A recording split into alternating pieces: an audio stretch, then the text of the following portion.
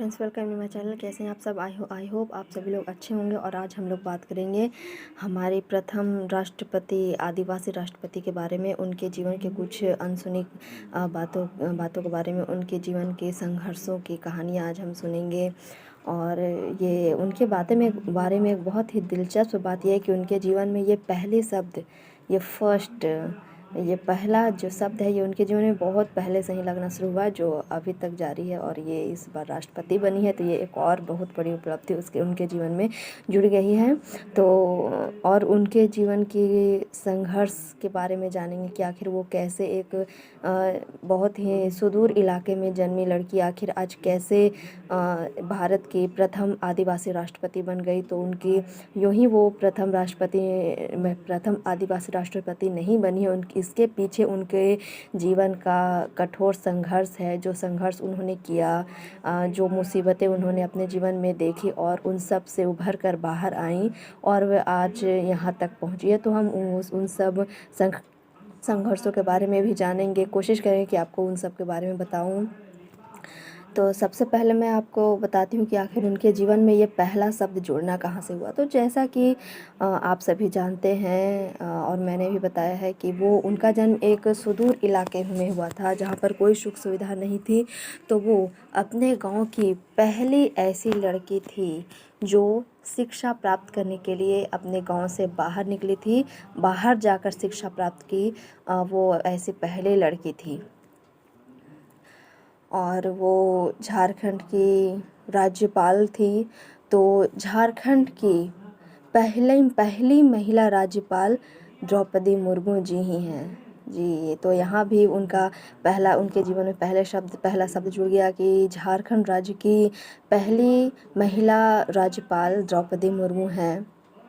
और वो अपने हमारे देश को स्वतंत्र राष्ट्र में जन्मी पहली राष्ट्रपति द्रौपदी मुर्मू ही है, जो ऐसी हमारे देश की पहली ऐसी राष्ट्रपति हैं जो स्वतंत्र भारत में जिनका जन्म हुआ, वो है द्रौपदी मुर्मू। और सबसे कम उम्र की राष्ट्रपति भी द्रौपदी मुर्मू ही है। तो हाँ जी हाँ, द्रौपदी मुर्मू हमारे देश की सबसे कम उम्र की राष्ट्रपति हैं अभी तक के राष्ट्रपति के सफ़र में। और बाकी तो आप जानते हैं कि अभी वो पहली आदिवासी राष्ट्रपति हैं और हमारे देश की दूसरी महिला राष्ट्रपति हैं।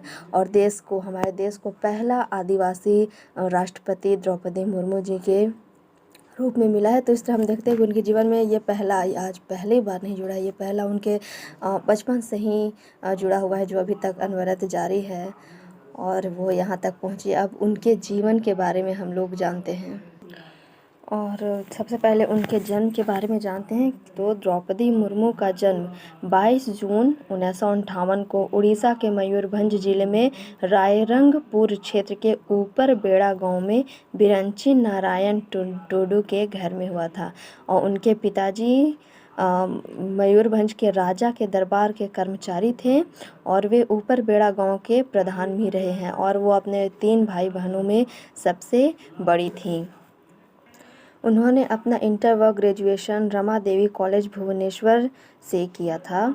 और उसके बाद पढ़ाई पूरी करने के बाद उन्होंने 1979 में 1979 में उड़ीसा में सचिवालय की नौकरी ज्वाइन कर ली। और उसके बाद वे 1994 से 1997 तक टीचिंग के क्षेत्र में कार्यरत रहीं। इनके 1997 तक वो टीचिंग की, उन्होंने अध्यापन किया। और उसके बाद से उनका राजनीतिक कैरियर शुरू हुआ, पॉलिटिकल करियर शुरू हुआ।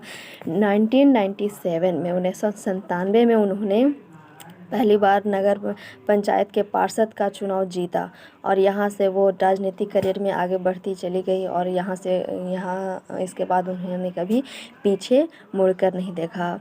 उसके बाद सबसे पहले उन्होंने नगर पार्षद का चुनाव जीता। उसके बाद वो भाजपा टिकट से रायरंगपुर की विधानसभा भी जीत गई, वहाँ से वो विधायक रहीं।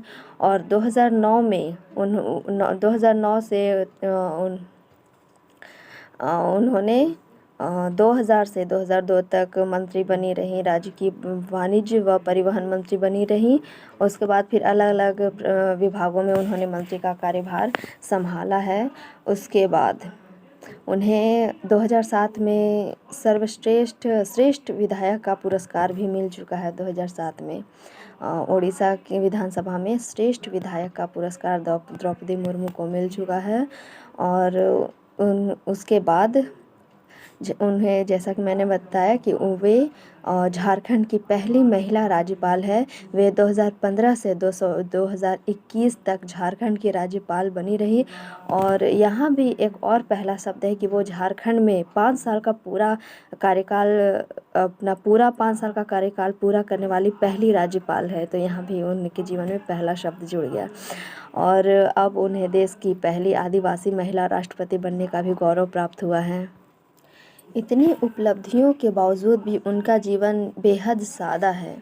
वे बेहद सादा जीवन जीती हैं। सादा जीवन जीती है। उनका खाने पीने, रहन सहन का तरीका सब कुछ बहुत ही सामान्य है। उन्हें देखकर लगता ही नहीं है कि वे इतने ऊंचे पद पर पहुंच चुकी है। वो अभी भी बेहद ज़मीन से जुड़ी हुई हैं। उनके खाने पीने की बात करें तो खाने पीने में भी उन्हें कुछ ख़ास उस तरह की पसंद नहीं है। उन्हें खाने में वे पूरी तरह से शाकाहारी हैं। वे यहाँ तक कि लहसुन प्याज भी अवॉइड करती हैं। वो लहसुन प्याज भी नहीं खाती हैं। और उनसे प्रेरित होकर उनके बहुत सारे रिलेटिव भी शाकाहारी बन चुके हैं। लेकिन वे आज अपने जीवन के इस मुकाम पर पहुंच चुकी है। लेकिन क्या उन्हें यह देश की प्रथम महिला आदिवासी राष्ट्रपति होने का गौरव यूं ही मिल गया है? बिल्कुल नहीं। उन्होंने अपने जीवन में तमाम दुख देखे, बहुत सारे दुख झेले। उन दुखों से उभर कर वे बाहर आई, खुद पे संयम किया। उसके बाद वे आज ये इस सफलता के मुकाम पर पहुंची है। तो द्रौपदी मुर्मू के 2 बेटे थे और उनका जीवन अच्छे से खुशीपूर्वक चल रहा था। परंतु उन्हें 2010 से उनके जीवन में एक भयानक समय शुरू हुआ। 2010 में 25 अक्टूबर 2010 को उनके एक बेटे की मृत्यु हो गई।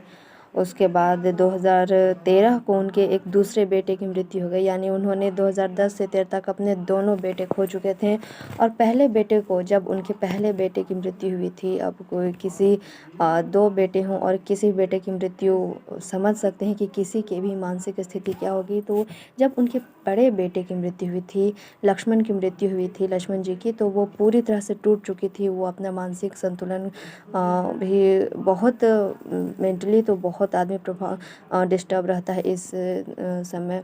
वो बहुत परेशान थी। उन्हें 6 महीने का समय लग गया इस ट्रेजेडी से उभरने के लिए।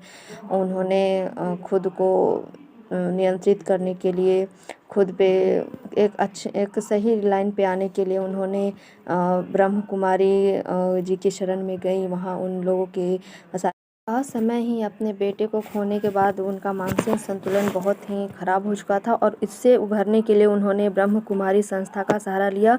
वे इससे जुड़ी और ध्यान का अनुसरण किया। तो धीरे धीरे ध्यान का अनुसरण किया, एक्सरसाइज वगैरह किए, ब्रह्म कुमारी के संस्था के दिशा निर्देशों को माना। उसके बाद वे धीरे धीरे इस दुख से बाहर आईं। और इसी दौरान यही उनके दुखों का अंत नहीं हुआ। 2013 को दोबारा उनके दूसरे बेटे की मृत्यु हो गई। और ये भी उनके लिए किसी सदमे से कम नहीं था। यहाँ भी उनके लाइफ की ट्रेजेडी ख़त्म नहीं हुई। 2014 को उनके पति की भी मृत्यु हो गई। यानी 2010 से लेकर 2014 के बीच उन्होंने अपने जीवन में सब कुछ खो दिया। 2 बेटे की मृत्यु, पति की मृत्यु। कोई भी सामान्य व्यक्ति इन सब चीज़ों को कैसे झेलेगा, ये हम कल्पना कर सकते हैं। लेकिन वो इन सब चीज़ों से उभर कर बाहर आई, उन्होंने खुद को संभाला। और उनके दुखों की सोच कर लगता है कि उन्होंने कितना दुख झेला है, महसूस कर सकते हैं। मुझे बोलते हुए लग रहा है कि कैसे उन्होंने खुद को संभाला होगा। और वे उस समय इतना टूट चुकी थी कि उन्होंने अपने उन सब चीज़ों से हार तो नहीं मानी, क्योंकि एक महापुरुष वही होता है, एक सही इंसान वही होता है जो रुकता नहीं है। ज़िंदगी है, आगे तो जीना पड़ेगा, ज़िंदगी ख़त्म नहीं होती है, कोई रहे ना रहे, ज़िंदगी जब तक है जीना है। तो उन्होंने इन सब चीज़ों से उभर कर बाहर आई और उन्होंने अपनी संपत्ति का एक बड़ा हिस्सा दान दे दिया, जिस पर आज स्कूल चल रहा है, आवासीय विद्यालय चल रहे हैं। तो तो ऐसी हैं हमारी पहले आदिवासी राष्ट्रपति। खुद पर गर्व महसूस होता है, रियली मुझे बहुत अच्छा लगता है कि वाह, हमारे बीच हमने अपने लाइफ में ऐसे व्यक्तित्व को देखा है जिसके बारे में बात करते हुए गर्व महसूस होता है कि कितनी संघर्षमय जीवन है, और वो आज हमारे राष्ट्रपति हैं। तो उनके जीवन से हम भी सीख लेकर अपने जीवन में आगे बढ़ें। दुखों से कभी हारना नहीं है। दुख आते ही हैं हमें जज करने के लिए कि आप कितना सहन कर सकते हो, आप में सहन करने की क्षमता है तभी आप पे दुख आ रहे हैं। तो उनके जीवन में बहुत सारी चीज़ें हैं जिनसे हम प्रेरणा ले सकते हैं, और वो इतनी ऊंचाई पर पहुंचकर भी घमंड ज़रा सा नहीं, वो ज़मीन से जुड़ी हुई व्यक्ति हैं। उन्होंने अपने जीत में कभी भी सार्वजनिक भाषण में खुद पे श्रेय नहीं लिया। उन्होंने अपनी जीत को गरीबों की जीत बताई, गरीब महिलाओं की जीत बताई, अपने जीत में आम पब्लिक की जीत बताई कि ये सिर्फ उनकी जीत नहीं है, ये हम सभी की जीत है, ये पूरे भारतवासियों की जीत है। तो हम उनके जीवन से, उनके लाइफ स्टाइल से, उनके विचारों से प्रेरणा लेकर अपने लाइफ में भी आगे बढ़ सकते हैं, और ये हमारे लिए रियली वेरी हेल्पफुल होगा कि हम अपने लाइफ को कैसे जीते हैं। क्या हम रोते रह जाते हैं कि अरे यार मेरे साथ ऐसी परेशानी है, मैं क्या करूं, या फिर उससे आगे निकल कर हम कुछ अपने जीवन में आगे की सोचते हैं। तो हमारे जीवन में उनके जीवन से प्रेरणा लेने के लिए बहुत कुछ है हमारे पास। तो चल उनके जीवन से प्रेरणा बहुत कुछ लेंगे, और लेनी ही चाहिए। जहाँ कुछ प्रेरणा लेने के लिए मिलता है वहाँ हमें करना ही चाहिए, उसमें कोई प्रॉब्लम तो है नहीं। तो इसी के साथ मैं इस वीडियो को एंड करती हूँ। तो thank you for watching my videos. अगर आपको मेरी ये वीडियोस अच्छी लगी हो तो प्लीज़ प्लीज़ प्लीज़ इसको लाइक कीजिए, शेयर कीजिए, और मेरे चैनल को सब्सक्राइब कीजिए, क्योंकि यहाँ आपको इस तरह की और पढ़ाई से रिलेटेड और मोटिवेशनल वीडियोज़ मिलेंगी। तो thank you for watching my videos, thank you and keep supporting guys, thank you.